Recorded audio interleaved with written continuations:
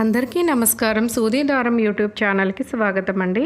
ఈరోజు మన వీడియోలో పసుపు కొమ్మలతో దండ ఎలా కట్టుకోవాలి, ఏ దేవుడికి వేయాలి, వేస్తే ఫలితం ఏమిటి అనేది నేనైతే వివరంగా చెప్తానండి. ఈరోజు పసుపు కొమ్మలు అయితే మనం ఇలా తీసుకోవాలన్నమాట. అన్నీ తిన్నగా ఉన్న పసుపు కొమ్మలు అయితే తీసుకోవాలి.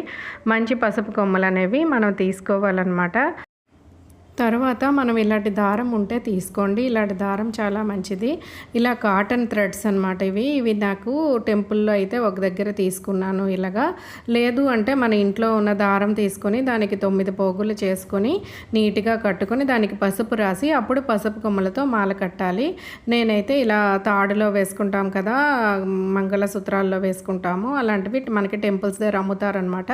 అక్కడ నేను తీసుకున్నాను. ఇలా తీసుకొని 2 దారాలు అనేవి ఇలా ముడి వేసుకున్న తర్వాత మూడో దారం అనేది దానికి అటాచ్ చేసి ఇలా ముడి వేసుకోవాలి. ఇలా ముడి వేసుకున్న తర్వాత ఒక పసుపు కొమ్మ తీసుకోవాలి. తీసుకొని దాన్ని నీట్గా పెట్టుకొని మంచి పసుపు కొమ్మలు అనేవి తీసుకోండి, తిన్నగా ఉండేవి తీసుకొని దాని మధ్యలో పెట్టి మూడో దారంతో ఇలా ముడి వేసుకోవాలన్నమాట. నేను వీడియోలో చూపిస్తున్నట్టు చూస్తే మీకు కూడా అర్థమైపోతుంది. ఇలా ముడి వేసుకోవాలి. ఇలా పసుపు కొమ్మ ఇంకోటి పెట్టుకొని టైట్గా దగ్గరగా పెట్టుకొని 2 దారాల మధ్యలో పెట్టి మళ్ళీ మూడో దారం పైనే ఉండాలి. మన రైట్ సైడ్ ఉండాలి. రైట్ సైడ్ ఉండి ముడిలా వేసుకోవాలి. ఇలా ముడి వేసుకొని దగ్గరగా తీసుకోవాలి. అలా దగ్గరగా తీసుకుంటేనే మనకి ఆ దండ అనేది చాలా నీట్గా అందంగా వస్తుంది. మనము ఈ పసుపు కొమ్మలు కట్టుకునేటప్పుడు కాటన్ థ్రెడ్స్ తీసుకుంటే అవి జారకుండా నీట్గా అందంగా మాల అనేది మనకు వస్తుందన్నమాట. ఈ దండ అనేది మనం లక్ష్మీమాతకు కానీ, లలితామాతకు కానీ, లేదా గౌరీదేవికి కానీ, పార్వతీదేవికి కానీ ఏ అమ్మవారికి వేసినా చాలా మంచిదన్నమాట. ఈ దండ అనేది అమ్మవారికి సమర్పించడం వలన మనకి 5వ తనం అనేది నిండుగా ఉంటుందన్నమాట. అంతేకాకుండా మన పిల్లలకు కూడా ఆరోగ్యంగా వాళ్ళ భవిష్యత్తు కూడా బాగుంటుందన్నమాట. ఈ దండ అమ్మవారికి కానీ లక్ష్మీమాతకు కానీ సమర్పించడం వల్ల అంత మంచి జరుగుతుంది మనకి. ఈ దండ వేస్తే అమ్మవారు కూడా చాలా ఇష్టపడతారు. పసుపు కొమ్మల దండ. ఈ దండతో పాటు మన కుంకుమ బొట్లు కూడా ఈ దండక పెడితే ఇంకా మంచిదన్నమాట. అలా వేయాలి అమ్మవారికి. కానీ ఎన్ని పసుపు కొమ్మలు వేయాలి అంటే మనము 9 పసుపు కొమ్మలు కానీ, 11 పసుపు కొమ్మలు కానీ, లేదా 21, 27 ఇలా ఆడ్ నెంబర్స్లో ఉండే మనవి వేయాలన్నమాట. సరి సంఖ్యలో ఉన్న పసుపు కొమ్మలు అనేవి మనం వేయకూడదు. దండ అనేది వేయకూడదు. ఇలా 54, 108 ఇలా కూడా వేయచ్చు. అంటే 108లో సగం 54 అనమాట. 54లో సగం 27. ఈ 27 పసుపు కొమ్మలను అయితే నేనైతే వేస్తున్నాను.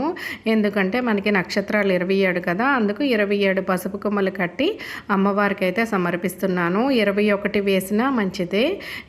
మన ఇష్టం అన్నమాట. మన దేవుని ఫోటో కానీ విగ్రహం కానీ ఎలా ఉంటుందో దాన్ని బట్టి ఆ సైజులో మనం ఆడ్ నెంబర్స్లో ఇలా పసుపు కొమ్మలు మంచివి తీసుకొని ఇలా కాటన్ థ్రెడ్ తీసుకొని పసుపు రాసి ఇలా కట్టుకోవాలి. ఇలా కట్టుకుంటే చాలా బాగుంటుంది దండ అనేది.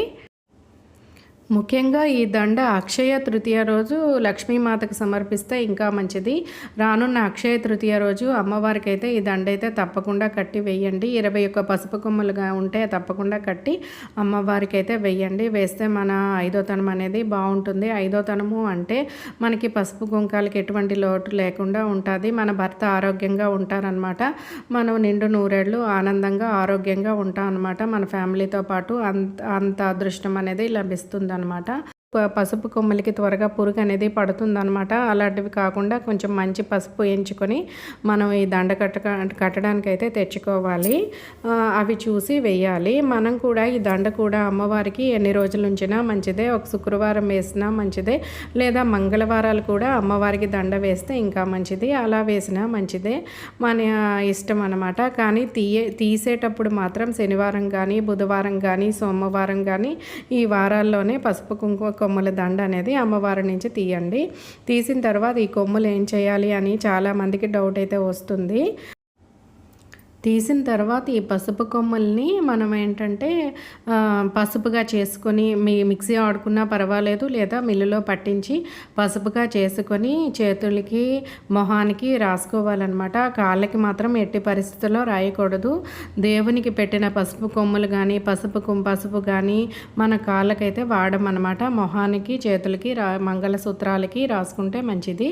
అలా రాసుకోవచ్చు. లేదు అంటే మనము ఏదైనా మంచి కూరల్లో అంటే వెజ్ కూరల్లో, నాన్ వెజ్ లాంటివి కాకుండా వెజ్ కూరల్లో వేసి వాడుకొని తినేయచ్చు.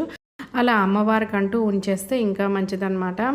ఇలా అన్నమాట మన దండ అయితే రెడీ అయిపోయింది. నేను 27 పసుపు కొమ్మలు అయితే ఇలా దండగా కట్టానన్నమాట.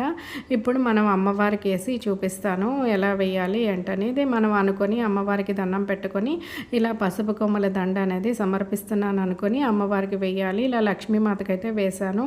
ఇలా వేసిన తర్వాత గంధము పెట్టి కుంకుమ పెట్టాలి. అలా పెడితే ఇంకా బాగుంటుంది దండ అనేది. ముందే పెట్టి వేయచ్చు, కానీ కొమ్ములు అనేవి తిరగబడిపోతాయి అన్నమాట. మనం అలా వేస్తే ఇంకో దండ నీట్గా రాదు. అందుకని నేను అమ్మవారికి పెట్టి ఇలా గంధం పెట్టి కుంకుమ పెడుతున్నాను అనమాట. ఇలా 5 బొట్లు అయితే నేను పెట్టాను. ఎలా మనం ఎన్ని బొట్లు పెట్టుకున్నా ప్రతి కొమ్మకి బొట్టు పెట్టినా ఇంకా బాగుంటుంది పసుపు కొమ్మల దండ అనేది. మనం ఇంట్లోనే కాకుండా టెంపుల్లో అమ్మవారికి కూడా ఇలా దండ కట్టి ఇస్తే ఇంకా మంచిది. అలా చేసిన చాలా మంచిది అనమాట. నా వీడియో కనుక మీకు నచ్చినట్లయితే లైక్ చేయండి, షేర్ చేయండి అండ్ సబ్స్క్రైబ్ చేసుకోండి. Thank you for watching my video.